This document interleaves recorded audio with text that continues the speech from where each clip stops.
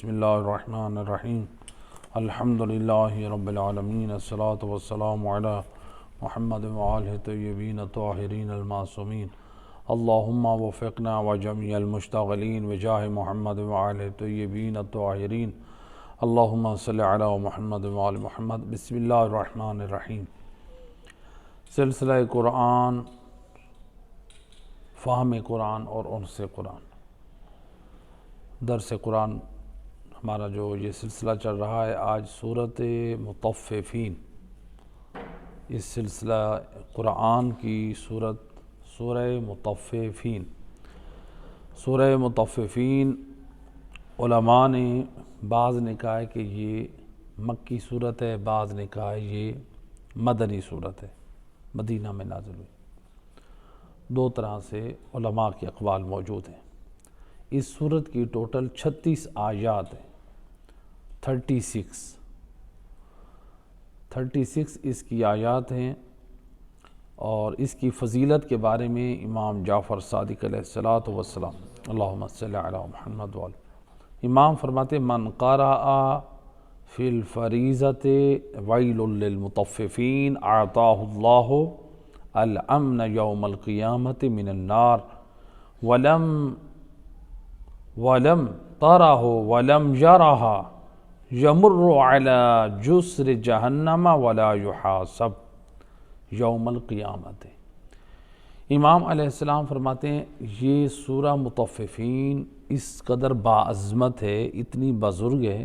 امام فرماتے ہیں جو شخص اس سورت کی تلاوت کرتا ہے واجب نمازوں میں، اللہ سبحانہ وتعالی اس سورت کی تلاوت کے صدقے میں میدان قیامت میں اس شخص کو امن عطا کرے گا۔ یعنی دوسرے لوگ خوف میں ہوں گے، ڈر رہے ہوں گے، رو رہے ہوں گے اپنی بدعمالیوں کی وجہ سے، لیکن اس سورت کو پڑھنے والا اللہ کی امان میں ہوگا۔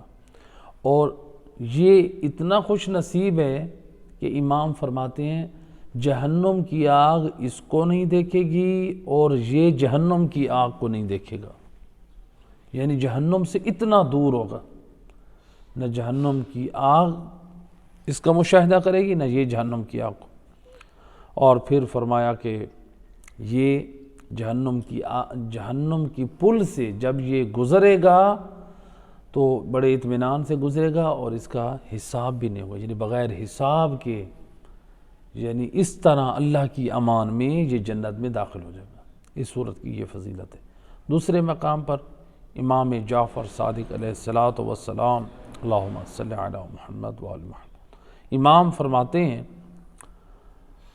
لم تقرأ قط على شيء الا حفظ ووقي من حشرات الارض باذن اللہ۔ امام علیہ السلام فرماتے ہیں یعنی جب بھی کسی چیز پر اس صورت کی تلاوت کی جاتی ہے، یعنی جو شخص اس کی تلاوت کرتا ہے، تو امام علیہ السلام فرماتے ہیں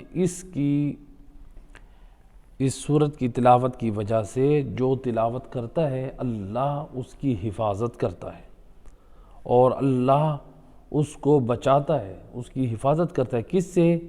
حشرات الارض، زمین کے وہ کیڑے مکوڑے، وہ زہریلے جانور جو زمین پہ رینگنے والے ہیں، جو اذیت اور تکلیف دینے والے ہیں، یعنی سانپ ہیں، بچھو ہیں، اور زہریلے کیڑے مکوڑے ہیں جو انسان کو تکلیف پہنچاتے ہیں، تو یہ حشرات الارض ہیں، تو یہ انسان کو تکلیف نہیں پہنچا سکتے، انسان اللہ کی حفاظت اور امان میں رہتا ہے اس صورت کے پڑھنے سے، بے اذن اللہ، اللہ کے قدرت سے، اللہ کے حکم سے۔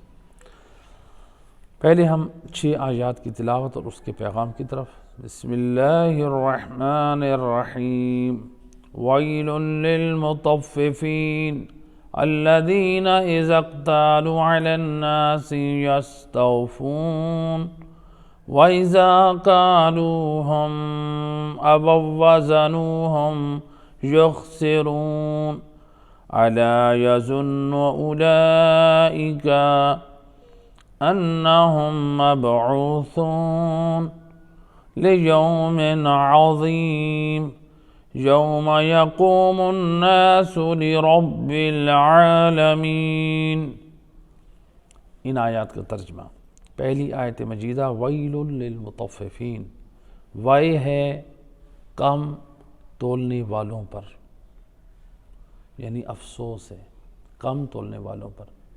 بعض نے یہ بھی بیان کیا ہے کہ ویل سے مراد ایک جہنم کی وادی ہے، تو یہ بھی اشارہ ہے کہ یعنی یا تو افسوس ہے یا ویل ہے، یعنی وائے ہے، اللہ کی طرف سے وائے ہو یعنی بربادی ہے۔ تو گویا جو اللہ کی طرف سے جس کے لیے بربادی کا حکم نامہ صادر ہو جائے اس نے جہنم میں جانا ہے۔ تو اسی لیے وائل خود جہنم کی ایک وادی کا نام بھی ہے، یعنی کام تولنے والوں کے لیے جہنم کی وادی کہیں یا ان کے لیے بربادی ہے کہ اپنے اس بد عمل کی وجہ سے وہ جہنم میں جائیں گے۔ الذین اذا اقتالوا علی الناس یستوفون، اور جب وہ خود لیتے ہیں تو اپنا حق پورا لیتے ہیں، لوگوں سے جب لیتے ہیں تو اپنا حق پورا لیتے ہیں۔ وَإِذَا قَالُوهُمْ أَوْ وَزَنُوهُمْ يُخْسِرُونَ، جب وہ لوگوں کو دیتے ہیں تو پھر وہ کم دیتے ہیں، اپنے معاملے میں چست ہیں، زیادہ لیتے ہیں، اتنے ہوشیار ہیں کہ ہمارے پاس چیز زیادہ آ جائے یا پوری آ جائے، اور دوسروں کو دیں گے تو کم دیتے ہیں۔ الا یظن اولئک انہم مبعوثون، کیا ان لوگوں کو یہ جو چوری کرتے ہیں، ناپ تول میں کمی کرتے ہیں، دوسروں سے حق پورا لیتے ہیں اور خود دوسروں کو کم دیتے ہیں، اللہ فرماتے ہیں کیا انہیں مرنے کے بعد قیامت کے اٹھنے کا خیال نہیں ہے؟ یعنی یہ نہیں سوچتے کہ ہم نے میدان معاشر میں اٹھنا ہے اور جواب بھی دینا ہے، حساب کتاب ہوگا۔ یہ جو یہاں پر چوری یہاں کر کے حرام مال کھا کے اپنی جیبیں اور اپنی تجوریاں بھر رہے ہیں، لیوم عظیم، اس دن کے لیے، یعنی میدان قیامت، یوم یقوم الناس لرب العالمین، جس دن تمام لوگ رب العالمین کے سامنے کھڑے ہوں گے، اس وقت کسی کی نہیں چلے گی، اللہ کا حکم ہوگا، اللہ کی حاکمیت، اسی کا فیصلہ ہوگا۔ تو ان آیات میں ہمیں اللہ سبحانہ و تعالیٰ نے جو خبردار کیا ہے وہ دو چیزوں کی طرف، کہ جو لوگ لیتے ہیں لوگوں سے اپنا حق پورا اور دوسرے لوگوں کو دیتے ہیں کم، ان لوگوں کی مذمت کی جا رہی ہے، جو اپنا حق پورا لے کے دوسروں کو کم دیتے ہیں، ایک ان کی، دوسرا اس کے ضمن میں اللہ قیامت کا ذکر کر رہا ہے کہ گویا یہ لوگ غافل ہیں، یعنی دنیا سے اس قدر دل لگا بیٹھے ہیں کہ انہوں نے آخرت کو بھی بھلا دیا، آخرت کے حساب کو بھی بھلا دیا، صرف ان کو یہ خبر ہے، ان کو یہ پتہ ہے کہ ہم نے اپنی تجوریاں بھرنی ہیں، اپنے خزانے ہم نے جمع کرنے ہیں، بینک بیلنس جمع کرنے ہیں، ان کو یہی فکر ہے، ان کو آخرت کی فکر نہیں ہے۔ اینڈ تو موت ہے، انسان کتنے سال جیے گا؟ 10 سال، 20 سال، 50 سال، 60 سال، 70 سال، 100 سال جیے گا، پھر اینڈ موت ہے۔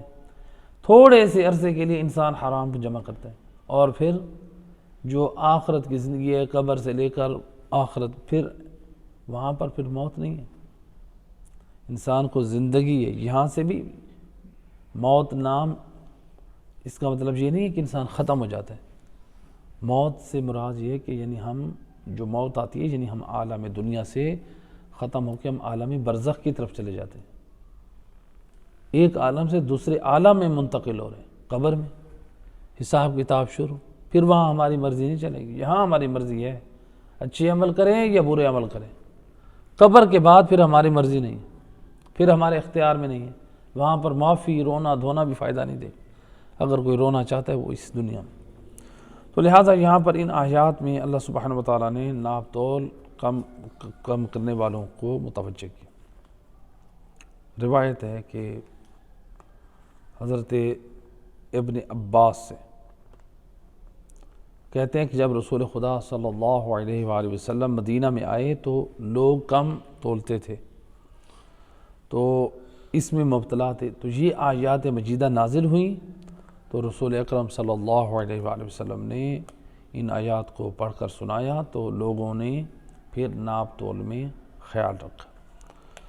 تو یعنی یہ بھی ایک ہمیں پیغام ملا کہ جب ہم امر بالمعروف اور نہی عن المنکر کریں گے تو معاشرے میں لوگوں میں ہدایت کا پیغام پہنچے گا، جیسے سید الرسل نے کیا، پہلے لوگ گناہ کرتے تھے، رسول اللہ نے سمجھائے تو لوگ سمجھے۔ اور ہمارے پاس ایک اور روایت ہے کہ مدینہ میں ایک شخص تھا جس کا نام تھا ابو جہنہ۔ اس شخص کے پاس 2 پیمانے تھے، تو 2 چھوٹے تھے اور 2 بڑے تھے۔ 2 پیمانے تھے، چھوٹے تھے اور بڑے، یعنی 2 پیمانے چھوٹے تھے اور 2 پیمانے بڑے تھے۔ تو یہ خریدتے وقت لوگوں سے جب سامان خریدتا تھا، مختلف ممالک سے، شہروں سے لوگ آتے تھے، سامان خریدتا تھا، تو جب سامان خریدتا تھا تو یہ بڑے پیمانے استعمال کرتا تھا۔ تو کہتا تھا نہیں دیکھو، ان کے اپنے پیمانوں کے مطابق، وہ تو بیچارے ادھر سے بوریوں میں بھر کے لاتے تھے سامان، یہ اپنے پیمانے بڑے رکھتا تھا، بھئی میرے پاس زیادہ مال آ جائے، زیادہ سامان آ جائے۔ تو اپنے لینے کے لیے بڑے پیمانے رکھتے تھے، اور جب لوگوں کو مال دینا ہوتا تھا تو پھر یہ اس کا جو پیمانہ تھا، مثلا گندم یا کوئی دوسری چیز، تو یہ جب دیتا تھا تو یہ چھوٹا پیمانہ رکھا ہوا تھا، یعنی وزن کے اعتبار سے، مقدار کے اعتبار سے چیز زیادہ وصول کرتا تھا اور دینے میں کم دیتا تھا، اس طرح سے حرام مال۔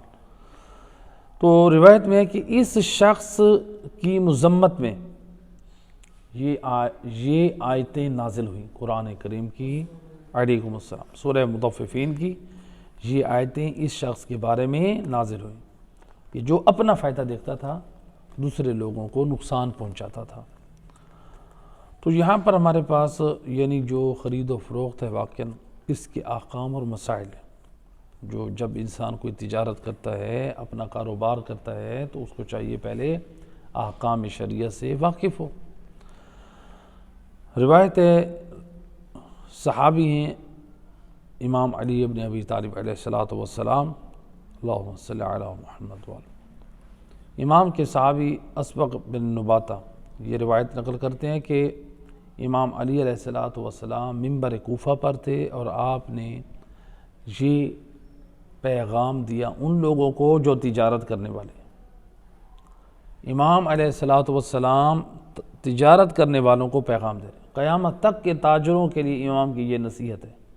امام کیا فرماتے ہیں؟ یا معشر التجار، اے تجارت کرنے والا گروہ، تجارت کرنے والو، اے بزنس مینو، جو بزنس کا شوق رکھتے ہو، بزنس کرتے ہو، امام فرماتے ہیں الفقہ ثم المتجر، الفقہ ثم المتجر، الفقہ ثم المتجر، المتجر۔ تو امام علیہ السلام نے 3 مرتبہ فرمایا الفقہ ثم المتجر۔ کیا مطلب؟ امام علیہ السلام فرماتے ہیں اے بزنس مینو، اے تجارت کرنے والو، پہلے احکام شرعی سیکھو، پھر اس کے بعد تجارت کرو۔ 3 مرتبہ امام علیہ السلام منبر کوفہ سے کہہ رہے ہیں، منبر سے امام خطاب فرما رہے ہیں، یعنی احکام تجارت اس قدر ضروری ہیں۔ اور پھر امام علیہ السلام نے آگے جو جملہ فرمایا، فرماتے ہیں واللہ للربا فی ہذہ الامہ اخفی من دبیب النمل علی الصفا، فرماتے ہیں اللہ کی قسم، اس امت میں سود ایسے رینگ رہا ہے جیسے پتھر پر، سیاہ پتھر پر چونٹی رینگتی ہے، اس سے بھی مخفی ترین، یعنی اس طرح سے چھپا ہوا سود چل رہا ہے، لوگوں کو پتہ ہی نہیں، لا علمی کی وجہ سے، مسائل کو نہ جاننے کی وجہ سے لوگ سود کے مبتلا ہو رہے ہیں، سود کے گناہ میں مبتلا ہو رہے ہیں۔ تو لہذا سود جو ہے یہ حرام ہے، گناہ کبیرہ میں سے، علماء نے سود کو گناہ کبیرہ میں سے قرار دی ہے۔ ایک صلوات پڑھے محمد و اہل بیت کے ساتھ، صلی اللہ علیہ وسلم۔ سود جو ہے، تو سود اس طرح یعنی لوگوں میں، کاروبار میں، بزنس میں لوگ اس چیز کی پرواہ نہیں کرتے، بس انسان یہ دیکھتا ہے میرے پاس فائدہ آ جائے، میری جیب گرم ہو جائے۔ تو لہٰذا انسان کو پہلے احکام شریعت معلوم کرنی چاہیے، پھر اس کے بعد انسان سیکھے۔ جب ہم سن 2001 میں قم المقدس میں گئے تھے، تو چونکہ 2 سال قم میں رہے ہیں، پھر اس کے بعد ہم نجف اشرف میں گئے تھے، تو وہاں پر ہم دیکھتے تھے، مشاہدہ کرتے تھے کہ جو بزنس مین لوگ ہیں وہ آ کے کتاب و تجارہ پڑھتے تھے، تجارت کے احکام، مسائل شرعی پڑھتے تھے۔ ظاہری بات ہے وہاں شعور دلائے گئے، تو ہمارے جوانوں کو، ہمارے بزنس مینوں کو، لوگوں کو چاہیے وہ بھی تجارت سے پہلے احکام تجارت پڑھیں، کہ جو لوگ اپنا بزنس کرتے ہیں، جو مثلا ملازم ہیں ان کے تو مشکل نہیں ہے، جو لوگ اپنا بزنس کرتے ہیں تو ان کی شرعی ذمہ داری ہے کہ کہیں ایسا نہ ہو کہ وہ مال حرام ان کے پاس آ رہا ہو، ناجائز طریقے سے آ رہا ہو۔ تو انسان صرف مال کو جمع کرنے کی فکر نہ رکھے، بلکہ دیکھے کہ میرے پاس جو بھی مال آئے وہ حلال اور پاک طریقے سے آئے۔ تو امام علیہ السلام نے فرمایا کہ یعنی یہ جو سود جو ہے اس قدر، پھر امام علیہ السلام نے فرمایا شوبوا ایمانکم بالصدق، آپ نے فرمایا کہ اپنے ایمان یعنی تم سچائی کے ساتھ ایمان کو مخلوط کر دو، یعنی ایسا نہ ہو کہ کاروبار میں تم لوگ جو ہے وہ جھوٹ بولو، بلکہ تمہارا ایمان اور سچائی آپس میں مخلوط ہوں، کسی مقام پہ بھی تمہاری زبان سے تجارت میں جھوٹ نہ نکلنے پائے۔ انسان نے لی ہے مثلا مثال کے طور پہ 50 کی، تو دکاندار کو کہتا ہے کہ انسان نہیں مجھے تو 80 کی ہے، یہ پڑی ہے، اور میں آپ کو 100 سے کم نہیں دوں گا، تو مجھے 20 روپے صرف بچت ہو رہی ہے۔ مثال اگر انسان یہ کہے تو یہ جھوٹ بول رہا ہے، شریعت اور اعتبار سے یہ صحیح نہیں۔ اگر کوئی آپ سے رعایت کروانا چاہ رہا ہے، مثال کے طور پہ 100 کی چیز ہے، وہ کہتا ہے کہ نہیں آپ 70 کی لگائیں، تو آپ اسے یہ کہیں کہ نہیں میں نہیں دے سکتا، آپ یہ کہیں تاکہ جھوٹ بھی نہ ہو، آپ جھوٹ سے بھی بچ جائیں اور آپ کا معاملہ صحیح رہے۔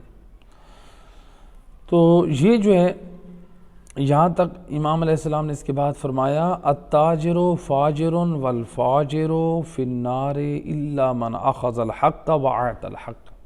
امام علیہ السلام فرماتے ہیں جو تاجر ہے، تجارت کرنے والا ہے، وہ فاجر ہے۔ فاجر یعنی اللہ کی اطاعت سے نکلا ہوا ہے، فاجر۔ والفاجر فی النار، اور فاجر یعنی گنہگار، حرام کرنے والا، حرام کھانے والا، امام فرماتے ہیں یہ جہنم میں جائے گا۔ پھر اس کے بعد فرمایا الا من اخذ الحق وعات الحق، صرف وہ شخص جہنم کے عذاب سے بچ سکتا ہے جو اپنا حق لے تجارت میں سے، اور حق جو ہے لوگوں کو دے۔ امام علیہ السلام فرماتے ہیں صرف وہی اللہ کے عذاب سے بچ سکتا ہے، جہنم کے عذاب سے صرف وہی بچ سکتا ہے جو حرام نہ کھائے، یعنی لوگوں کا حق دے اور جو حق ہے وہی لے، حق سے زیادہ نہ لے۔ تو یہاں تک امام علیہ السلام نے، اچھا یہ والا جو آخری جملہ تھا، یہ روایت سید الرسل سے بھی منقول ہے، یعنی سید الرسل نے بھی فرمایا، مولا علی علیہ السلام نے بھی فرمایا، چونکہ امام علیہ السلام نبی کے علم کے وارث ہیں۔ تو یہ امام علیہ السلام کی تاکید تھی کہ یعنی بغیر علم کے انسان اگر تجارت کرے گا تو وہ جہنم میں جائے گا۔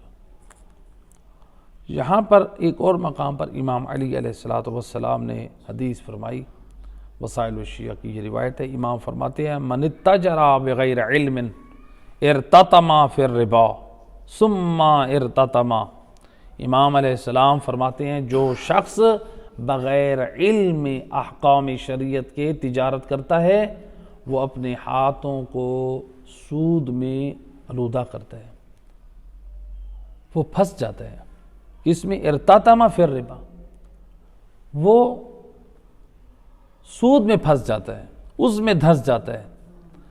اور پھر فرمائے ثم ارتطم، یعنی اس طرح پھنستا ہے کہ بس پھنسا ہی رہتا ہے سود میں۔ تو لہٰذا یہاں پہ اس امام علیہ السلام ہمیں یہ متنبہ کریں کہ آپ تجارت کرنے سے پہلے، بزنس کوئی بھی سٹارٹ کرنا چاہیں، پہلے احکام شریعت آپ معلوم کریں، کہیں ایسا نہ ہو کہ آپ سود جیسے گناہ میں مبتلا ہو جائیں۔ جس کو اللہ نے قرآن میں اور معصومین نے سود کی مذمت کی ہے۔ انشاءاللہ وہ اپنے مقام پہ اس کی وضاحت آئے گی۔ اس کے بعد امام محمد باقر علیہ السلام، اللہم صلی علی محمد وآل محمد، امام علیہ السلام فرماتے ہیں مسجد کوفہ میں امام علی علیہ السلام ہر روز صبح کے وقت، مسجد کوفہ نہیں، امام فرماتے ہیں کہ مولا علی علیہ السلام ہر روز صبح کے وقت کوفہ کے بازاروں میں امام علیہ السلام بازگشت کرتے تھے، اور امام کے کاندھے پر تازیانہ ہوتا تھا، ایک تازیانہ آپ کے کاندھے پر ہوتا تھا امام علیہ السلام کے، جس تازیانہ کو یعنی جو کوڑا ہوتا ہے ہنٹر، وہ امام کے کاندھے پہ ہوتا تھا، اور مولا علی علیہ السلام کوفہ کے بازاروں میں ہوتے تھے۔ تو مختلف بازار میں گلی میں امام چکر لگاتے تھے، تو امام علیہ السلام جب بازار کوفہ میں ہوتے تو امام علیہ السلام کیا کہتے؟ امام کی زبان پر ایک جملہ ہوتا، امام فرماتے یا معشر التجار اتقوا اللہ، اے بزنس مینو، اے تجارت کرنے والو، اللہ سے ڈرو۔ یہ امام کا جملہ ہوتا تھا بازار کوفہ میں۔ امام سب کو یہ پیغام ہدایت دے رہے ہیں، یا معشر التجار اتقوا اللہ، اے تجارت کرنے والو، اے بزنس مینو، اللہ سے ڈرو۔ امام فرماتے ہیں کہ جب تاجر لوگ یہ امام کا کلام سنتے تو ان کے ہاتھ میں جو کچھ ہوتا وہ رکھتے تھے، اور ان کے دلوں میں امام کے کلام سے اس قدر رعب آتا کہ وہ پورے خلوص اور رغبت سے امام علیہ السلام کے کلام کو سنتے، اور جب وہ سنتے تو امام علی علیہ السلام اس بازار میں کھڑے ہو کر عام لوگوں کو یہ پیغام ہدایت دیتے۔ کیا؟ امام علیہ السلام فرماتے تھے قدم الاستخارہ، اے تاجرو، اے بزنس مینو، اللہ سے خیر طلب کرو، خیر اللہ سے طلب کرو۔ تبرکوا بالسہولت، اور امام علیہ السلام فرماتے ہیں اور لوگوں کے ساتھ معاملہ آسان کر کے برکت حاصل کرو، لوگوں کے ساتھ معاملہ آسان کر کے، یعنی سخت نہیں، آسان معاملہ کرے لوگوں کے ساتھ تو اللہ تعالیٰ برکت دیتا ہے۔ امام فرما رہے ہیں وَاقْتَرِبُوا مِنَ الْمُبْتَاعِينَ، اور خریداروں کے پاس جاؤ، یعنی انسان کو کوشش کرنی چاہیے۔ امام یہ بھی سمجھا رہے ہیں، یعنی کسی مقام پہ مثلا آپ کو اگر ضرورت ہے کہ آپ جائیں گے اور جا کے لوگوں کے پاس جائیں گے تو آپ اپنا بزنس اور کاروبار کر سکیں گے، تو امام علیہ السلام یہی سمجھا رہے ہیں آپ لوگوں کے پاس جائیں۔ اگر آپ کی تجارت اسی پر منحصر ہے، آپ روزی چاہتے ہیں تو آپ لوگوں کے پاس جائیں تاکہ آپ کو جو ہے وہ رزق ملے۔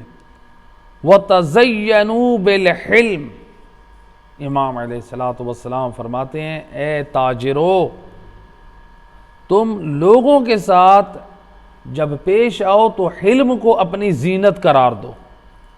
حلم، بردباری، یعنی ایسا نہ ہو انسان لوگوں کے ساتھ معاملہ کرے، تجارت کرے اور بندہ غصہ کرے، انسان بات ہر ایک کے ساتھ لڑائی کرے۔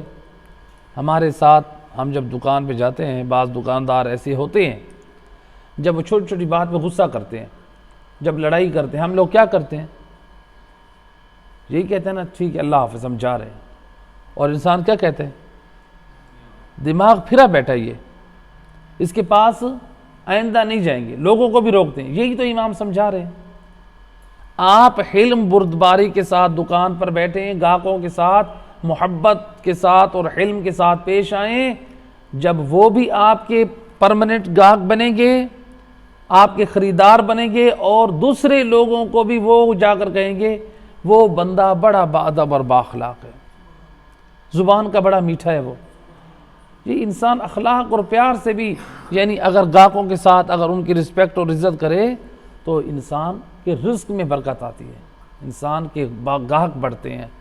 تو صلوات پڑھ دیں محمد و اہل بیت ذات پر، اللہم صلی علی محمد و آل محمد وعجل فرجہ۔ اس کے بعد امام علیہ السلام نے کیا فرمایا؟ فرمایا وَتَنَاهَوْا عَنِ الْيَمِينِ، یعنی امام فرماتے ہیں اے تاجر و بزنس مینوں، اس اپنے سودے کو بیچتے وقت قسمیں نہ کھاؤ۔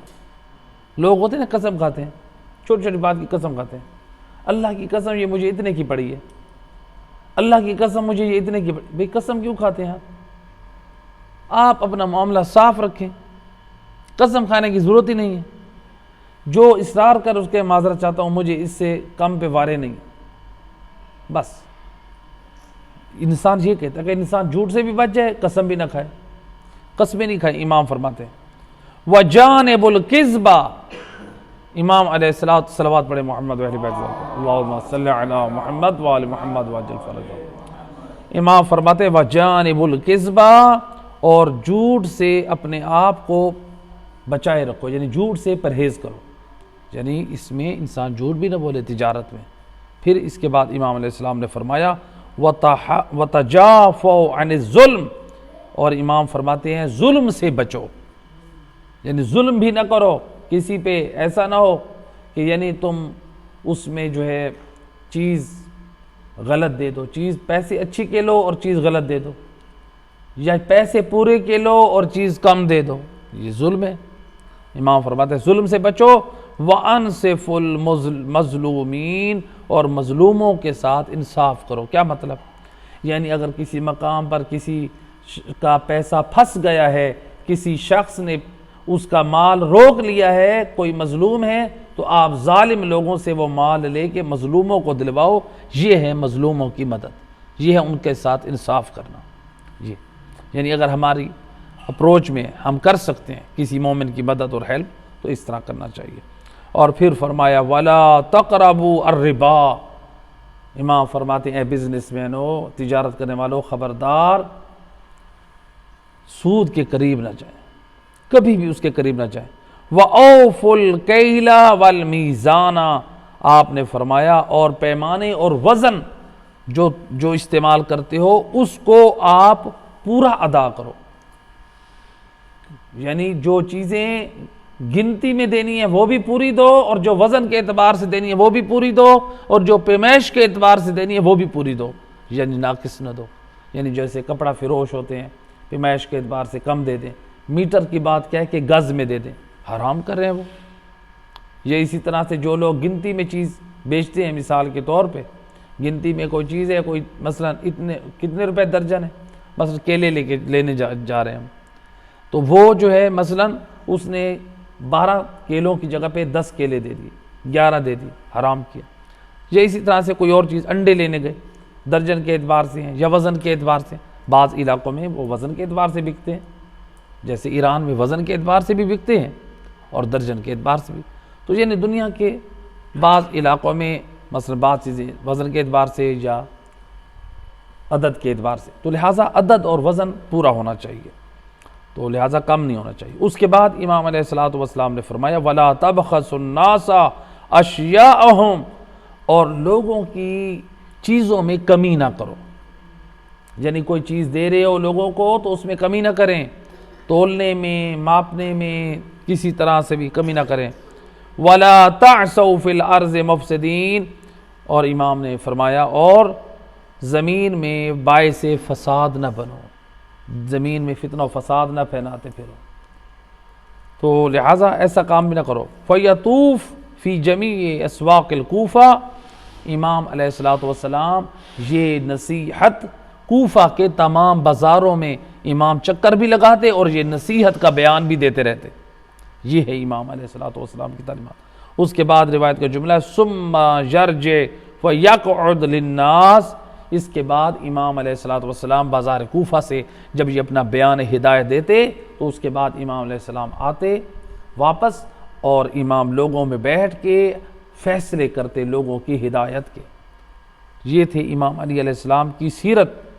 اور روایت کے میں ملتا ہے کہ ایک مرتبہ مولا علی علیہ السلام بازار کوفہ میں تھے، تو امام علیہ السلام نے دیکھا ایک شخص ہے زعفران بیچ رہا ہے، زعفران آج بھی مہنگا ہے، وہ زعفران بیچ رہا ہے۔ جو ترازو تھا، جس سائڈ پہ زعفران رکھنا تھا، جس سائڈ پہ زعفران رکھنا تھا، وہ کیا کرتا تھا، اس ترازو کے نیچے بار بار تیل لگا کے اس ترازو کے نیچے لگاتا تھا تاکہ اس کا وزن بڑھ جائے۔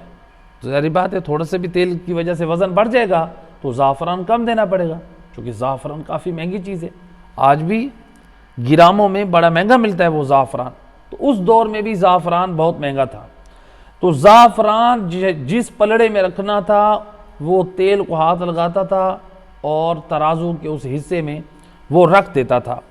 جب وہ ایسا کرتا تھا تو جس کی وجہ سے وعلیکم السلام جس کی وجہ سے کیا ہوتا تھا، اس ترازو کا وزن کا جھکاؤ ادھر جھک جاتا تھا جس میں زعفران ہوتا تھا۔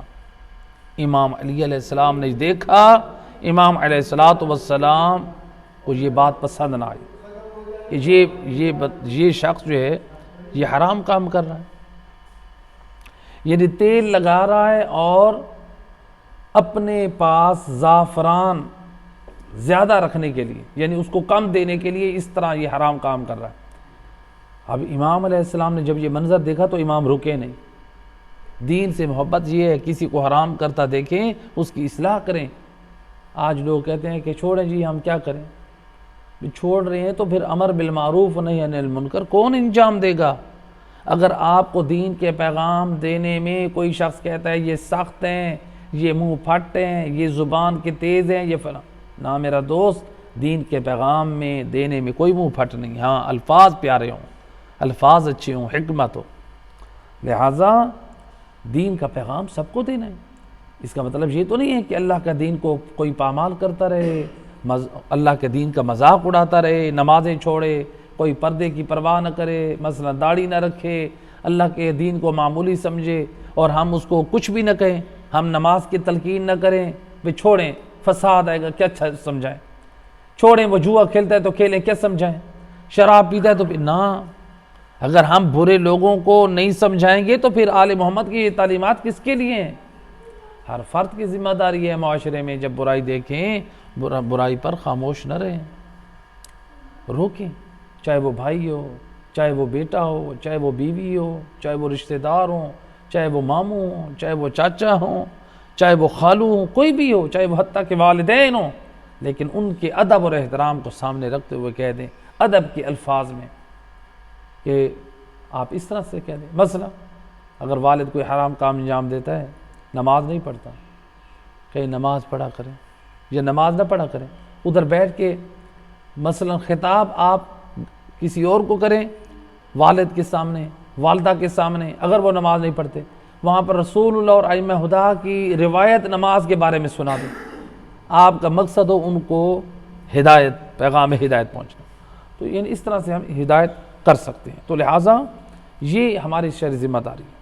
تو امام علی ابن ابی طالب علیہ السلام، اللہم صلی علی محمد وعلی محمد، امام نے جب دیکھا ایک شخص ترازو میں زعفران تول رہا ہے لیکن وہ کم ہے مقدار میں، امام اس کے پاس چلے گئے اور امام علیہ السلام نے اس کے ترازو سے وہ زعفران اٹھا لیا، خود امام نے وہ زعفران اٹھا لیا اور امام نے فرمایا اقم الوزن بالقسط ثم ارجح بعد ذلك ما شئت، امام فرماتے ہیں پہلے ترازو کو برابر ٹھیک کر لے، پھر اس کے بعد اگر تو زیادہ دینا چاہتا ہے تو دے سکتا ہے، کوئی حرج نہیں، ترازو کو ٹھیک کر۔ بعض لوگ ترازو کو صحیح نہیں رکھتے، جو باٹ ہوتے ہیں ترازو کے وزن کرنے والے، یعنی ان کو درمیان میں نہیں رکھنا، اس کو آگے کر کے رکھنا تاکہ چیز کم جائے، شرعاً حرام ہے۔ تھوڑی سی حرام کے لیے ہم اپنے شکم کو حرام سے بھر رہے ہیں۔ یا بعض لوگ آج کل جو کانٹا آیا ہوا ہے وہ نمبروں والا، اس میں ہم وزن میں کمی کر دیتے ہیں، لوگوں کو پتہ نہیں ہے، اس مال میں کیا برکت رہے گی جب ہم لوگوں کا اس طرح سے حرام کھائیں گے۔ دیکھیں ایسے لوگ بھی ہیں ایران میں، ایک دیندار نمازی، دین کا پابند مومن، چائے کی پتی بیچنے والا، جب لفافے میں چائے کی پتی ڈال کے بیچتا ہے تو جس سائڈ پر اس نے باٹ رکھنے ہوتے تھے ترازو میں وزن کرنے کے لیے، تو اس میں ایک کاغذ اس کی طرح کا رکھتا ہے جس کاغذ میں اس نے چائے کی پتی ڈال کے دی کہ میرے پاس یہ کاغذ جو میں دے رہا ہوں اس کا وزن کی پتی میرے پاس نہ رہ جائے۔ کس قدر احتیاط ہے یہ دین میں، یعنی وہ یہ نہیں چاہتا، وہ ٹھیک ہے کاغذ تو وہ اپنی جیب سے دے رہا ہے بھئی، وہ یہ دیکھ رہا ہے کہ اگر میرے پاس کاغذ نہ ہو تو کون مجھ سے لینے آئے گا، یہ بھی میری ذمہ داری ہے میں کاغذ میں چائے کی پتی ڈال کے دوں۔ لیکن اب اس کا مطلب یہ نہیں ہے کہ میں اس کاغذ کا وزن بھی ساتھ کروں۔ اب یہ اندازہ کریں اس کاغذ کی مقدار کتنی ہے، پتی کتنی ہے، معمولی ہے، لیکن کس قدر احتیاط ہے، کس قدر دین کی پابندی ہے۔ ایسے لوگ بھی ہیں دین کی پابندی اور شریعت اور احکام کی پابندی کرنے والے۔ ظاہری بات ہے، ہم اگر دیکھیں کسی کا مال کوئی چیز ہمارے پاس آ رہی ہے، ہم اس کو ہڑپ کر لیں اپنے استعمال، کب تک کریں گے، کب تک یہ چیزیں استعمال کریں گے؟ 5 سال 10 سال 20 سال، اینڈ موت ہے، قبر میں پھر ہمارے لیے مشکل ہے۔ آج اپنی اولاد کے لیے، اپنے لیے، دوسروں کے لیے ہم حرام حلال کو پتہ فرق نہیں کرتے، مال جمع کر لیتے ہیں، پراپرٹی بنا لی، بینک بیلنس بنا لیا، اولاد کے لیے خود مر گئے، ہماری قبروں میں عذاب، پیچھے والے موجے کر رہے ہیں۔ مصیبت میں ہم ہیں چونکہ ہم حرام مال ہم نے جمع کیا۔ تو امام علیہ السلام نے اس شخص کو بھی روک دیا۔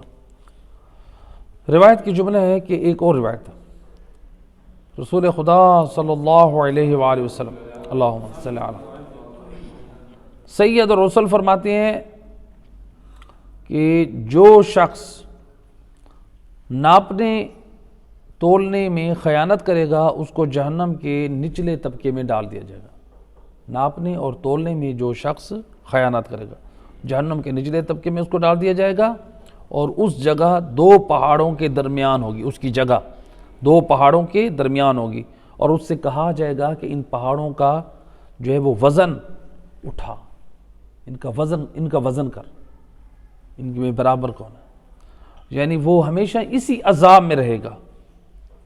تو یعنی یہ ہے روایت ہے ہمارے پاس، تفسیر منہج الصادقین والے مفسر قرآن نے تفسیر منہج الصادقین میں نقل کیا ہے کہ ایک شخص تھا مالک، اس کا ایک ہمسایہ بیمار ہو گیا۔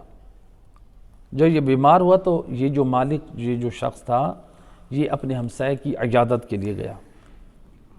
جب یہ اس کی عیادت کے لیے گیا تو مالک کہتا ہے، وہ شخص کہتا ہے، میں نے دیکھا کہ موت کے وقت وہ چلا رہا تھا اور وہ کہہ رہا تھا کہ آگ کے 2 پہاڑ میرے اوپر گرنے والے ہیں۔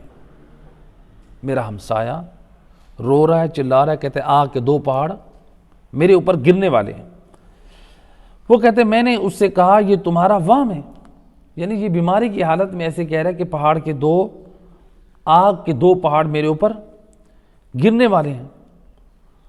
تو اس نے کہا نہیں، یہ حق ہے، اس لیے کہ میرے پاس 2 ترازو تھے، تو جب میں لوگوں کو دیتا تھا تو کم تول کے دیتا تھا، جب لیتا تھا تو زیادہ لیتا تھا۔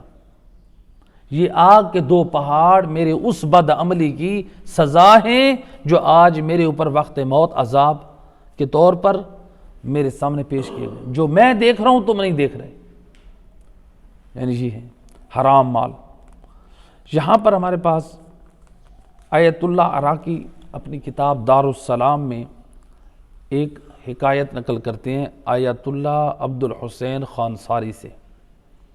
وہ کہتے ہیں آیت اللہ خانصاری، عبد الحسین خانصاری، بہت عالم باعمل، یہ کہتے ہیں کہ میں جب کربلا میں تھا تو وہاں پر ایک عطر فروش تھا، اور وہ عطر فروش عطر بیچنے والا وہ بیمار ہو گیا، تو اس نے ہر جگہ سے اپنا علاج کرایا، اس کو کہیں سے بھی فائدہ نہ ہوا۔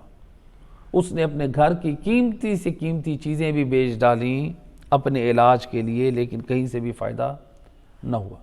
ہر جگہ سے بھی علاج کروایا، قیمتی سے قیمتی مال چیزیں بھی صرف کیں، لیکن اس کو آرام نہیں آ رہا، مرض وہیں کا وہیں ہے، مرض بلکہ اس کو اور بدحالی کی طرف لے کے جا رہا ہے۔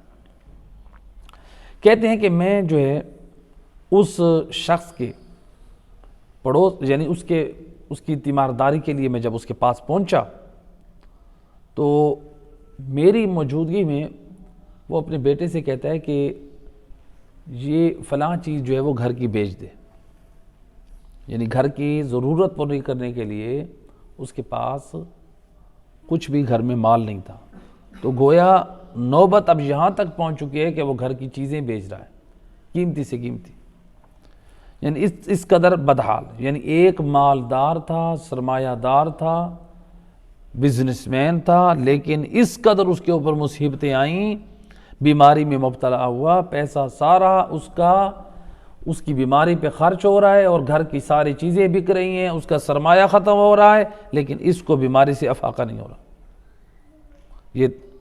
اب یہ کہتے ہیں کہ اس عالم دین نے کہا کہ میں ادھر موجود تھا، میں نے کہا کہ اس نے ایک بات کی وہاں پہ، کہا کہ تم اپنے بیٹے سے کہتے تم سب کچھ بیچ دو، مجھے کچھ نہیں چاہیے، میں مر جاؤں گا یا تم تندرست ہو جاؤں گا، تم سب کچھ بیچ دو، مجھے کچھ نہیں چاہیے، یا میں تندرست ہو جاؤں گا یا میں مر جاؤں گا۔ یہ عالم دین کہتے ہیں میں نے کہا کہ میں نے آپ کی بات نہیں سمجھی، آپ یہ کیا کہنا چاہ رہے ہیں؟ اپنے بیٹے کو یہ سب کچھ بیچ دو، یا میں مر جاؤں گا یا تندرست ہو جاؤں گا۔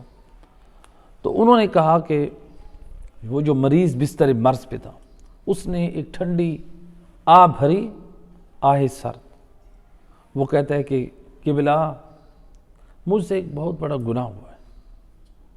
کہا وہ کیا؟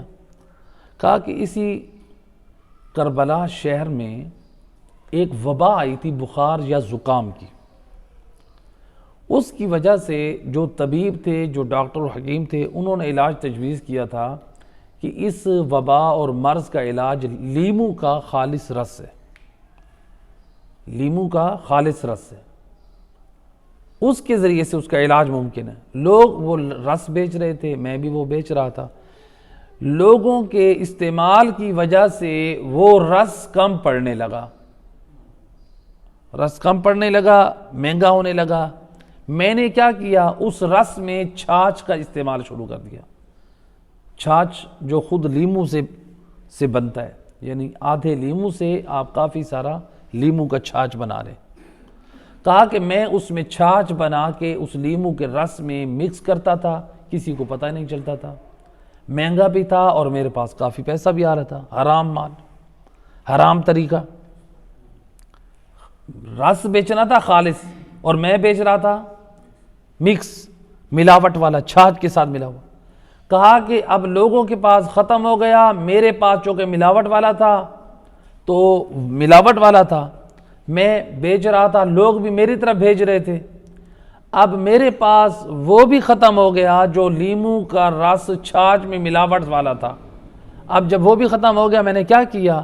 میں نے خود چھاچھ میں رنگ ملا کر، چھاچھ میں رنگ ملا کر میں نے جو ہے وہ لیمو کا رس کے نام پہ لوگوں کو بیچنا شروع کر دیا، یعنی اس قدر ملاوٹ، یعنی ملاوٹ در ملاوٹ، تو یہ حرام ہے۔ تو لہٰذا میں جب یہ بیچنے لگا تو لوگ خریدنے لگے، اور میں پہلے مالدار نہ تھا، اس کی وجہ سے میں کافی سرمایہ دار ہو گیا، میں مالدار ہو گیا، میرے گھر میں میرا کاروبار، میرے پاس روپیہ پیسہ، میری جائیداد، یہ سارا جو ہے یہ کس سے بنا؟ اس حرام مال کے ذریعے سے میں نے سارا کچھ جمع کیا۔ تو اب یہ سارا مال میں نے جو حرام کے ذریعے جمع کیا تھا وہ سارا میرے علاج پہ خرچ ہو گیا، لیکن مجھے افاقہ نہیں ہوا ہے، مجھے آرام نہیں آیا۔ تو لہٰذا میں اس لیے کہہ رہا ہوں کہ سارا بیچ دو، شاید مجھے جو ہے یا موت آ جائے یا پھر میں تندرست ہو جاؤں۔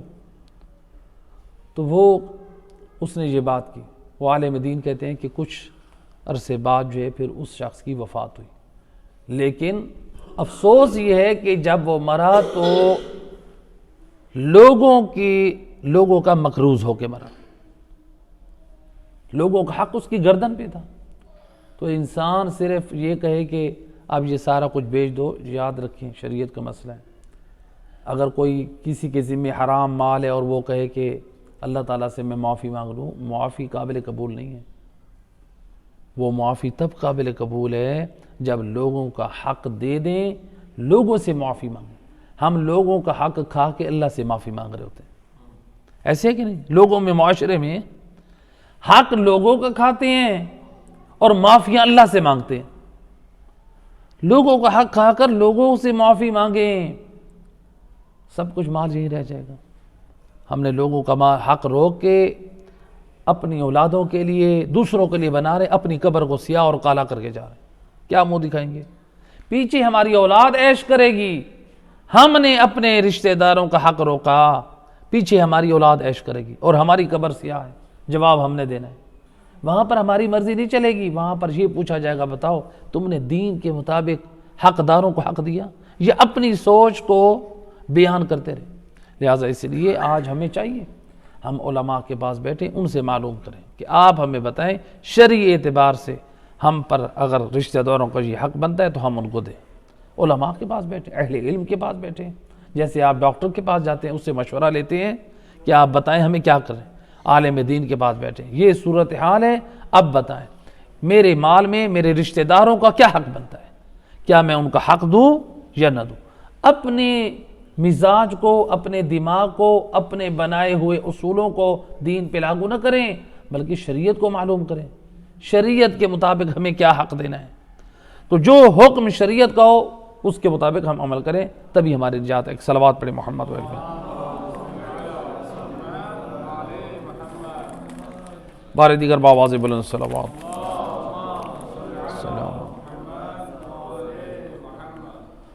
تو لہٰذا یعنی اب یہاں پر شرعی مسئلہ لوگ بیچتے ہیں نا، تو یہاں پر جو اللہ سبحانہ و تعالیٰ کہہ رہا ہے کہ ویل للمطففین، یعنی وائے ہے ان لوگوں پر جو یعنی کم ناپ اور تول میں کم دیتے ہیں، تو اپنے لیے زیادہ لیتے ہیں اور لوگوں کو کم دیتے ہیں. تو یہاں پر اب شرعی مسئلہ کیا ہے؟ یعنی اچھے مال کی قیمت لیں اور گھٹیا مال لوگوں کو دیں، یہ حرام. اس کے ذریعے سے جو ہم مال حاصل کریں گے وہ مال حرام ہے. جس کے پاس بیچا ہے اسے مصالحت کریں، اپنی گردن کو بری و ذمہ کریں، ورنہ ہم اس کے مقروض اور مجرم رہیں گے. دوسرا، ناپ تول میں، گنتی میں اور ناپ تول میں کمی نہ کریں. پیمائش میں اس میں کمی نہ کریں، کمی کریں گے تو ہم حرام کریں گے. تو لہٰذا مقدار پوری دیں، عدد کے اعتبار سے بھی، پیمائش کے اعتبار سے بھی، وزن کے اعتبار سے بھی، وہ ورنہ مال حرام. یا اسی طرح سے مثال کے طور پہ بعض لوگ ہوتے ہیں، مثلا جیسا کہ بعض لوگ یہ ہم سے مسائل پوچھتے ہیں، مثلا آٹے کی بوری ہے، چینی کی بوری ہے، اس سے ایک جو ہے وہ پیمانہ لگا کے اس سے کچھ مقدار نکال لیتے ہیں. تو اب اس میں سے چاہے وہ آدھا کلو بھی نکالا ہے، وہ آدھا کلو جو نکالا ہے وہ مال حرام ہے. کلو نکالا ہے، 5 کلو نکالا، یہ مال حرام ہے. آپ کہیں ہم تو بوری بیچ رہے ہیں، آپ بوری بیچ رہے ہیں لیکن لوگ تو یہ لے رہے ہیں نا کہ یہ اتنے کلو کی بوری ہے. جب اتنے کلو کی بوری ہے، مثلا 20 کلو کی بوری ہے اور آپ نے اس میں سے 1 کلو نکالا ہے، بھئی وہ لینے والا آپ سے لے رہا ہے 20 کلو کی بوری، 20 کلو کے پیسے دے رہا ہے. وہ یہ نہیں کہہ رہا کہ اس میں جتنا بھی ہے میں اس کی قیمت آپ کو دے رہا ہوں، نہیں، 20 کلو کی بوری کی قیمت آپ کو دے رہا ہے، لہذا 20 کلو پورا دینا واجب ہے. اس میں 1 پاؤ کم کرنا بھی حرام، مال حرام ہے. تو لہٰذا یعنی یہ وہ چیزیں ہیں جن کی طرف ہمیں متوجہ ہونا چاہیے. اب مثلا اب کوئی شخص چاہتا ہے کہ وہ توبہ کرے، کیا کرے؟ اللہ سے صرف توبہ مانگنا کافی نہیں. آیت اللہ سستانی فقہا فرماتے ہیں صرف اللہ سے معافی مانگنا واجب کافی. اللہ سے معافی بھی مانگیں، پہلے ان لوگوں سے معافی مانگیں جن لوگوں کا حق کھایا ہے. کیا مطلب معافی کا؟ یعنی جو حق ہے ہماری گردن پہ کسی کا، ان کو حق دیں. ہمارے پاس مثلا جو دکان پہ آئے، جو ہم کاروبار کرتے ہیں جہاں بھی بیٹھے، بوریوں کا کرتے ہیں، کپڑے کا کاروبار کرتے ہیں، جوتوں کا کاروبار کرتے ہیں، مختلف ہوتے ہیں لوگ، کاسمیٹکس کا کام کرتے ہیں، کھلونوں کا کام کرتے ہیں، پرچون والے لوگ ہیں، یعنی سارے لوگ، یعنی معاشرے میں ہر قسم کے فرد موجود ہیں۔ تو یعنی جو بھی جہاں بیٹھے ہیں وہ یہ دیکھیں کہ میں نے اگر کسی کو کم دیا ہے مقدار میں، وزن میں، عدد میں، پیمائش میں، ہر شخص دیکھے، اب میں ان افراد کو تلاش کروں، اگر ممکن ہے وہ پوری کروں مقدار، اگر پوری نہیں کر سکتا تو پھر کیا کروں؟ پھر یہ ہے کہ آپ اس کی طرف سے وہ جو مال آپ کے پاس زیادہ ہے وہ رد مظالم پہنچے گا آغا سستانی نائب امام کے پاس۔ اب آغا سستانی کے پاس پہنچائیں یا آپ چاہتے ہیں اپنے علاقے میں مومن مستحق کو دیں تو پھر آیت اللہ سستانی یا ان کے وکیل کی اجازت سے دینا پڑے گا، احتیاط واجب کی بنا پر، یعنی اپنی مرضی سے بھی ہم نہیں دے سکتے، تو لہذا ان باتوں کا خیال کریں۔ تو اسی طرح سے یعنی ہمارے اوپر اگر کسی کا حق ہے، خریداروں کا، رشتہ داروں کا کسی کا حق ہے، تو یعنی صرف اللہ سے معافی تلافی سے ہمارا معاملہ صاف نہیں ہوگا، بلکہ جو ان حقدار ہیں حقداروں تک حق پہنچائیں گے تب ہم بری ذمہ ہوں گے۔ تو لہٰذا اس کا بہترین حل یہ ہے انسان اہل علم علماء کی خدمت میں بیٹھے اور مسائل شرعی پوری تفصیل سے بیان کرے، دیانتداری سے وہ فیصلہ کریں، پھر انسان یہ کہ اے کریم مہربان اللہ، میں نے شریعت کے مطابق جو معلوم کی ہے تمام صورتیں بیان کی ہیں، اب میرا اللہ اگر میرے اوپر کوئی حق ہے تو تو معاف فرما۔ تو یعنی انسان شریعت کو سامنے رکھتے ہوئے، جیسے ہم اپنا ایک چھوٹا سا گھر بناتے ہیں تو انجینئر سے، مستری سے مشورہ لیتے ہیں، ڈاکٹر کے پاس جاتے ہیں تو بدن کے لیے اس سے مشورہ لیتے ہیں، خود سے بیٹھ کے اپنے دماغ کے فیصلے نہیں کرتے۔ تو لہٰذا جو اسپیشلسٹ ہوتا ہے اس کے مشوروں پہ عمل کرتے ہیں۔ دین کے معاملے میں بھی جو دین کے اسپیشلسٹ علماء ہیں ان سے معلومات اس پہ عمل کریں تو یقیناً ہماری نجات ہے۔ ایک صلوات پڑھے محمد و اہل بیت صاحب، اللہم صلی علی۔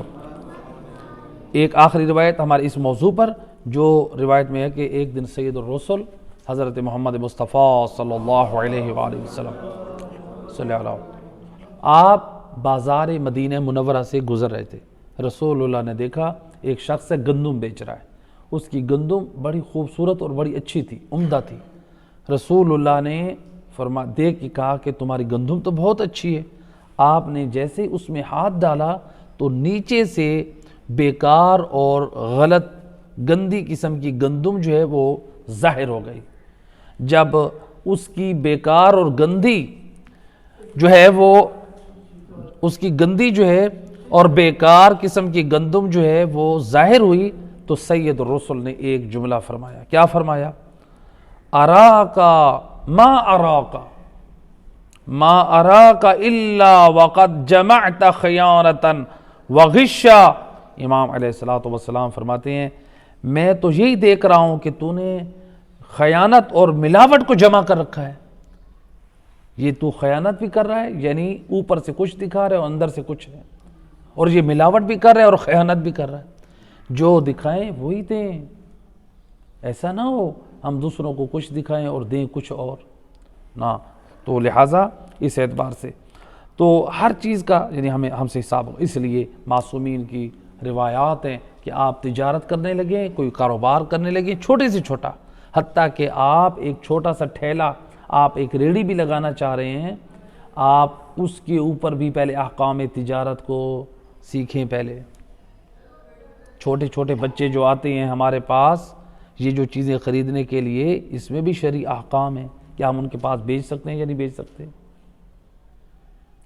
چونکہ نابالغ بچے سے تو معاملہ شرعاً کرنا بھی درست نہیں ہے، یہ مسائل ہے۔ یعنی اگر کسی کا والد راضی نہیں ہے اور بچہ آ کے ہم سے کوئی چیز خرید گیا ہے اور پھر باپ آ کے کہتا ہے جی واپس کرے، شرعاً واجب ہے ہمارے اوپر واپس کرنا، اگر ہم رکھتے ہیں وہ مال حرام ہے۔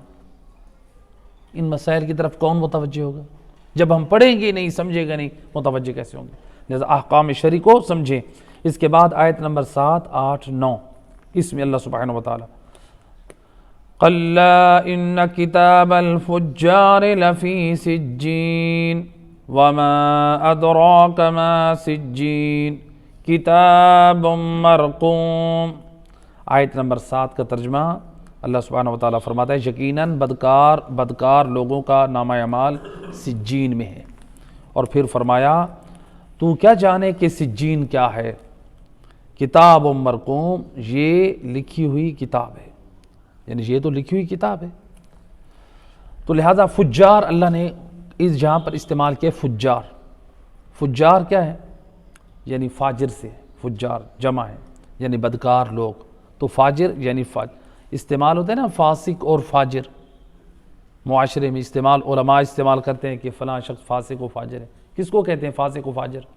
فاسق اور فاجر کہتے ہیں جو علناً کھلے عام گناہ کرے۔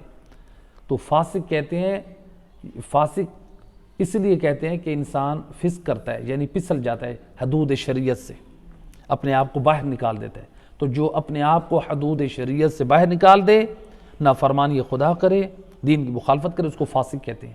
اور فاجر کیوں کہتے ہیں؟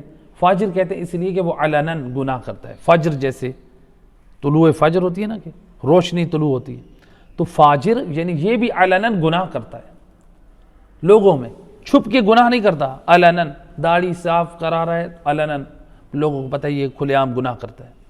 اسی طرح یہ گانے سنتا ہے علناً، چوراہوں پہ بیٹھ کے یہ تاش کھیلتا ہے، شطرنج کھیلتا ہے، جوا کھیلتا ہے، گالم گلوچ دیتا ہے، کھلے عام دین کی مخالفت کرتا ہے، علماء پہ جسارتیں کرتا ہے، گالم گلوچ دیتا ہے کھلی محفلوں میں بیٹھ کے۔ ایسے شخص کو کہتے ہیں فاسق اور فاجر۔ اور ایسا شخص فاسق و فاجر ہو اگر کوئی شخص اس طرح سے ہو، بے نمازی ہو، کھلے عام شرابی ہو، بھنگ پینے والا ہو، داڑھی شیو کرنے والا ہو، کھلے عام گناہ کرنے والا ہو، علماء کو کھلے عام گالیاں دے، جسارتیں کرے، دین کا مذاق اڑائے، یہ فاسق و فاجر ہے۔ اگر یہ سال بھر کا اخراجات نہ رکھتا ہو، چاہے مومن کیوں نہیں ہے، آغا سستانی اور فقہا فرماتے ہیں یہ شخص اس لائق نہیں ہے نہ اس کو زکوٰۃ دی جائے، نہ اس کو خمس کے مال صدات کے پیسے دیے جائیں، نہ اس کو کوئی اور واجبات صدقہ دیے جائیں۔ جب اس کی نگاہ میں دین کی عزت نہیں ہے، پھر دین بھی اس کو کوئی عزت نہیں دیتا۔ جب یہ دین پہ عمل نہیں کرتا، پھر دین اس کو کیوں سہارا دے؟ دین اس کو سہارا دے گا جو دین کی پاسداری کرے گا، جو دین پر عمل کرے گا، دین اسی کو عزت دینا چاہتا ہے۔ دین عزت دیتا ہے، دین وقار دیتا ہے، دین ہمیں سہارا دے رہا ہے۔ دیندار بنے، باوقار بنے، نمازی بنے، پرہیزگار بنے، پھر دیکھیں اگر آپ کی کہیں حق ہوگا تو اسلام کہتا ہے ان کی مدد کریں۔ ایک صلوات پڑھیں محمد و علیہ بیت، اللہم صلی علی محمد و علی۔ سجین کیا ہے؟ سجین سے کیا مراد ہے؟ علماء نے فرمایا سجین کا ایک مطلب ہے قید خانہ، سجین سجن سے ہے یعنی جہنم کی جیل۔ بعض نے کہا ہے سجین سے مراد وہ رجسٹر ہے جو نامہ اعمال ہے۔ بعض نے کہا روایت میں ملتا ہے کہ سجین سے مراد زمین کا وہ 7واں حصہ ہے پستی کی طرف۔ بعض نے ایک قول یہ ہے کہ سجین سے مراد وادی برہود ہے، یعنی جو جہنم کے ٹکڑوں میں سے ایک ٹکڑا ہے۔ تو لہٰذا انسان اپنی بدعمالیوں کی وجہ سے انسان کی بدعمالیاں وہاں اس رجسٹر میں ہوں گی، اور بعض نے کہا ہے کہ وہ رجسٹر وہ بدعمالیاں جو وادی سجین ہیں، جو جہنم میں، وہاں پر اس کے اعمال درج ہیں، وہاں پر مجرم بن کے جائے گا اپنی بدعمالیوں کی وجہ سے۔ جیسے جیل میں مجرم کا نام لکھا جاتا ہے نا، جیل میں مجرم کا نام لکھا جاتا ہے اور جیل میں ہی مجرم رہتا ہے، اسی طرح جہنم کی ان وادیوں میں بھی مجرم جائیں گے اور ان کے نام مجرمین کی فہرست میں ڈال دیے جائیں گے۔ ایک صلوات پڑھے محمد و اہل بیت۔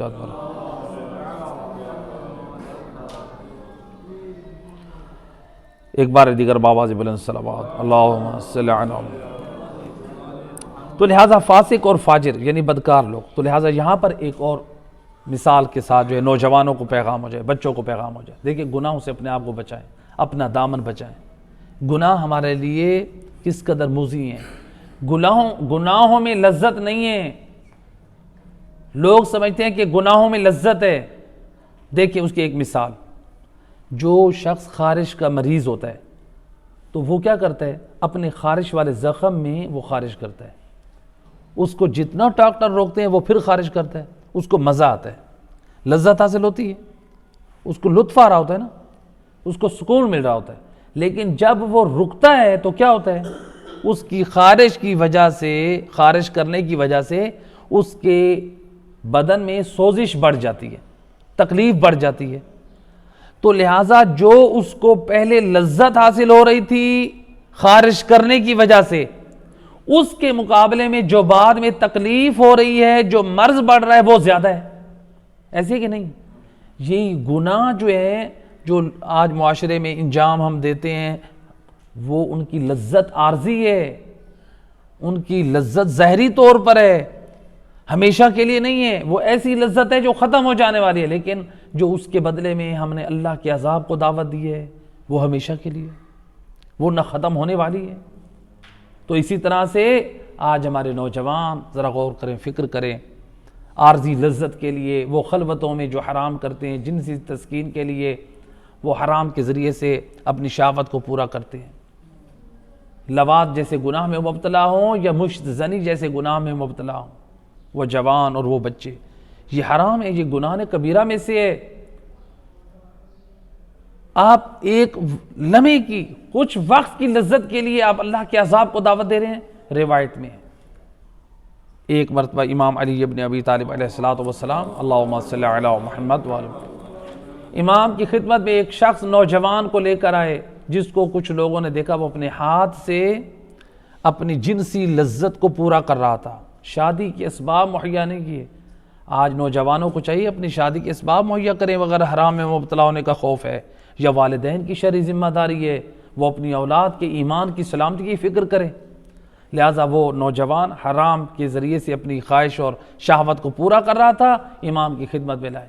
امام علیہ السلام نے اس کے ہاتھ پر اتنے زور سے تازیانے لگائے کہ ضربیں ماری کہ اس کا ہاتھ سرخ ہو گیا، اور امام علیہ السلام نے فرمایا ملعون من انکح بکف، آپ نے فرمایا لعنتی ہے، رحمت خدا سے دور ہے وہ شخص جو اپنے ہاتھ سے اپنی جنسی خواہش کو پورا کرتا ہے۔ لہٰذا شادی جس پر واجب ہے وہ حرام سے نہیں بچ سکتا، اپنی شادی کے اسباب مہیا کرے، والدین سے کہے۔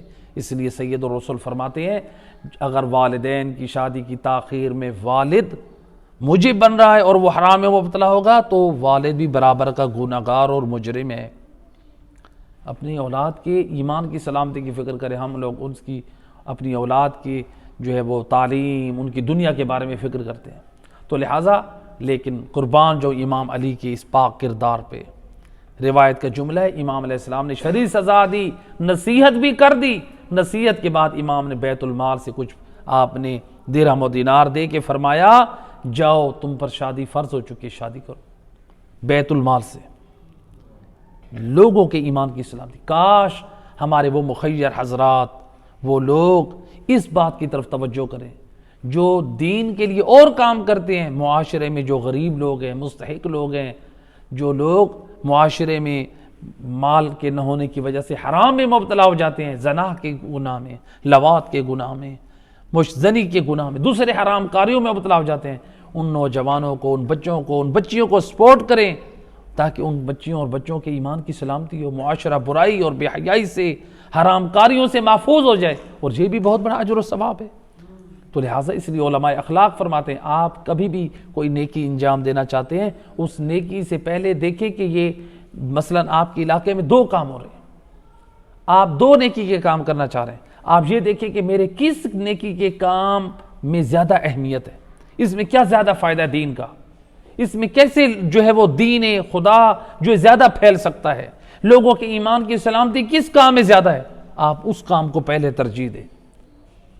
نیکی کے کام تو بہت سارے ہیں، تو لہٰذا جس میں آپ اس کام کو ترجیح دیں جو زیادہ اہمیت کا حامل ہو۔ ایک صلوات پڑھے محمد و اہل بیت زیادہ، اللہم صلی علی۔ بس چند آیات اور ان کا ترجمہ۔ وَيْلٌ يَوْمَئِذٍ لِّلْمُكَذِّبِينَ الَّذِينَ يُكَذِّبُونَ بِيَوْمِ الدِّينِ وَمَا يُكَذِّبُ بِهِ إِلَّا كُلُّ مُعْتَدٍ عَسِيمٍ إِذَا تُتْلَى عَلَيْهِمْ آيَاتُنَا قَالَ أَسَاطِيرُ الْأَوَّلِينَ كَلَّا بَلْ رَانَ عَلَىٰ قُلُوبِهِمْ مَا كَانُوا يَكْسِبُونَ كَلَّا إِنَّهُمْ عَنْ رَبِّهِمْ يَوْمَئِذٍ لَمَحْجُوبُونَ ثُمَّ إِنَّهُمْ لَصَالُو الْجَحِيمِ ثم يقال هذا الذي كنتم به تكذبون. آیت نمبر 10 سے 11، آیت نمبر 10 سے 17 تک ان کا ترجمہ اور ان کا مختصر پیغام. آیت نمبر 10 میں اللہ سبحانہ و تعالیٰ فرماتا ہے وائے ہے اس دن کی تکذیب کرنے والوں پر، یعنی میدان قیامت کے دن کی تکذیب کرنے والوں پر وائے ہے. پھر فرمایا الذین یکذبون بیوم الدین، وہی جو قیامت کے دن کا انکار کرتے ہیں، یہ وہی لوگ ہیں جو قیامت کے دن کا انکار کرتے ہیں، یعنی ان پر وائے ہے. وما یکذب بہ الا کل معتد اثیم، صرف وہی اسے جھٹلاتا ہے جو حد سے آگے نکلنے اور گناہ کرنے والا ہے. اللہ فرماتا ہے قیامت کو وہی جھٹلاتا ہے جو حد سے آگے نکل جاتا ہے، یعنی دین اور شریعت کی حد سے آگے نکل جاتا ہے اور گناہ کرتا ہے. گناہ وہ گمراہی کا ہو یا پھر وہ حرام کاری کو، تو وہی قیامت کے دن کو جھٹلاتا ہے. اس کے بعد فرمایا کلا بل ران علی قلوبہم ما کانوا یکسبون، یوں نہیں بلکہ دلوں پر ان کے بدعمالیوں کی وجہ سے زنگ چڑھ گیا ہے. ان لوگوں کے دلوں پہ بدعمالیوں کی وجہ سے زنگ چڑھ چکا ہے، اس وجہ سے یہ گناہ کرتے ہیں. اور پھر فرمایا کلا انہم عن ربہم یومئذ لمحجوبون، ہرگز نہیں، اس دن اپنے رب کے اوٹ میں رکھے جائیں گے. یعنی کیا مطلب؟ یعنی اللہ کی رحمت اور ثواب سے محروم کیے جائیں گے. ثم انہم لصال الجحیم، پھر یہ لوگ یقیناً جہنم میں جھونکے جائیں گے اپنی بدعمالیوں کی وجہ سے. ان کے دل گناہوں کی وجہ سے زنگ آلود ہو چکے ہیں، اس وجہ سے. ثم یقال ھذا الذی کنتم بہ تکذبون، پھر ان سے یہ کہہ دیا جائے گا جب جہنم میں ڈالے جائیں گے، یہ کہہ دیا جائے گا یہی ہیں وہ جسے تم جھٹلا رہے تھے. تو لہٰذا ان آیات میں اللہ سبحانہ و تعالیٰ نے ہمیں جو پیغام دیا ہے کہ انسان جب بڑے بڑے گناہوں کو انجام دیتا ہے، جو لوگ بڑے بڑے گناہوں کو انجام دیتے ہیں حقیقت میں ان کا آخرت پر پختہ یقین نہیں ہے. چونکہ جو آخرت پہ یقین رکھتا ہے وہ یہ سوچتا ہے کہ میدان قیامت میں حساب ہے، کتاب ہے، جنت ہے، جہنم ہے، وہ پھر گناہوں کی طرف نہیں بڑھتا. تو جو غافل ہے وہ یہ کام انجام دیتا ہے. اور یا تو پھر یہ انسان کفر کی وجہ سے آخرت کو نظر انداز کرتا ہے، پھر انسان گناہوں کی وجہ سے آخرت کو بھلا دیتا ہے. تو لہٰذا ایک صلوات پڑھے محمد و اہل بیت پر، اللہم صلی علی. تو یہاں پر جو ہے آیت مجیدہ میں یہ فرمایا ایک آیت میں اذا تتلی علیہم آیاتنا قال اساطیر الاولین، آیت نمبر 13. اس کا شاید ہم ترجمہ رہ گیا تھا. جب اس کے سامنے ہماری آیات پڑھی جاتی ہیں تو وہ کہہ دیتا ہے کہ یہ گزشتہ لوگوں کے افسانے ہیں. آیت نمبر 13 کا ترجمہ رہ گیا تھا. تو یعنی انسان کے سامنے جب اللہ کے قرآن کے واقعات عبرتناک پڑھے جاتے ہیں تو وہ کیا کہتے ہیں؟ یہ گزشتہ لوگوں کے افسانے ہیں. تو آج لوگ اگر قرآن کو نہیں پڑھتے ہیں کہتے ہیں کہ یہ افسانوں کا مجموعہ ہے، یہ کیا قرآن کیا ہے ہیں جی. تو لہٰذا وہ اللہ سبحانہ و تعالیٰ ان کی بھی تنبیہ کر رہا ہے. تو جہاں ان کی مذمت کی ہے کفار کی، جو قرآن کی واقعات اور عبرتوں سے انہوں نے کچھ نہیں سیکھا، دین کی پابندی نہیں سیکھی اور دین پر عمل نہیں کیا. آج ہم بھی اگر یہی ہے قرآن کی ان عبرتوں اور واقعات کو ہم سنیں اور پڑھیں لیکن اس کے بعد ہم دین پر عمل نہ کریں، ہم دین کو معمولی سمجھیں، ہم بھی گناہگار ٹھہریں گے. تو لہٰذا ہمیں یہاں پر جو ہے آیت مجیدہ 13 میں جو ان آیات میں اللہ سبحانہ و تعالیٰ نے یہ ہمیں بتایا، واضح کیا کہ انسان کے بدعمالیاں جو ہیں وہ کیا ہیں، انسان کے دلوں پہ زنگ چڑھ چکا ہے. بدعمالیوں کا دلوں پہ زنگ کیسے چڑھتا ہے؟ جو دل انسان کے زنگ والے ہوتے ہیں، سخت ہوتے ہیں، انسان بدکاری کی طرف جاتا ہے، وہ کیسے ہوتا ہے؟ اس کی روایت امام حسین ابن علی اللہم صلی علی. امام علیہ السلام اپنے اس بیان میں پیغام حسینیت دے رہے ہیں. امام فرماتے ہیں اے حسین ابن علی والو، آؤ میں تمہیں سمجھاتا ہوں قرآن کی اس آیت مجیدہ میں جو دلوں پہ زنگ چڑھنے کا جو موجب ہے. امام علیہ السلام کیا فرماتے ہیں اپنے پاک کلام میں؟ فرماتے ہیں قساوۃ القلوب من کثرت الذنوب. فرماتے ہیں دل سخت کب ہوتے ہیں؟ جب انسان زیادہ گناہ کرتا ہے. میوسیقی سن رہے ہیں، شرط لگا رہے ہیں، حرام کر رہے ہیں، جھوٹ بول رہے ہیں، غیبتیں کر رہے ہیں، نمازیں چھوڑ رہے ہیں، روزے کی پابندی نہیں ہے، قرآن دین کی پابندی نہیں، گناہوں پہ جب گناہ کریں گے، امام فرماتے ہیں قساوت القلوب من کثرت الذنوب، دل سخت تب ہوتے ہیں جب انسان زیادہ گناہ کرتا ہے، کثرت الذنوب من نسیان الموت، امام فرماتے ہیں زیادہ گناہ وہی بدبخت کرتا ہے جو موت کو بھلا دیتا ہے، جس کو یہ پتہ ہی نہیں ہے، وہ بھول چکا ہے میں نے مرنا ہے، قبر میں میرا حساب کتاب ہوگا، میرا وہاں پر سارا کچھ آغاز ہوگا، جو موت کو بھول چکا ہے امام فرماتے ہیں وہی بد نصیب گناہ کرتا ہے۔ پھر امام فرماتے ہیں نسیان الموت من کثرت الاعمال، بد نصیب جو موت کو بھلاتا ہے، امام فرماتے ہیں یہ اس وجہ سے بھلاتا ہے جو بندہ دنیاوی کاموں میں زیادہ اپنے آپ کو مشغول رکھتا ہے، صبح سے شام تک موبائلوں میں لگے ہوئے ہیں، گیمیں کھیل رہے ہیں، اس میں ٹک ٹاک استعمال کر رہے ہیں حرام کے، دوسرے ادھر سے فارغ ہوئے کرکٹ پہ گئے، ادھر سے فارغ ہوئے کہیں اور ہلا گلا میں چلے گئے، ادھر سے فارغ ہوئے کہیں اور چلے گئے، حرام کاموں میں یا دوسرے دنیاوی کاموں میں انسان لگا رہا ہے، بس مجھے یہاں سے کچھ حاصل ہو جائے، وہاں سے حاصل ہو جائے، میں یہ کر لوں، میں اس طرح کر لوں، میری بوریت ختم ہو جائے، میرے پاس مال آ جائے، میری جائیداد بن جائے، ان فکروں میں انسان کثرت الاعمال، ان چیزوں میں انسان غرق رہے گا تو انسان کیا کرے گا؟ موت کو بھول جائے گا۔ اور کثرت الاعمال، یہ کثرت دنیا یہ جو آتی ہیں زندگی میں، یہ کیوں آتی ہیں؟ امام فرماتے ہیں کثرت الاعمال من حب الدنیا، یہ دنیا کی محبت کی وجہ سے آتی ہے۔ دنیا کی محبت کیا مطلب؟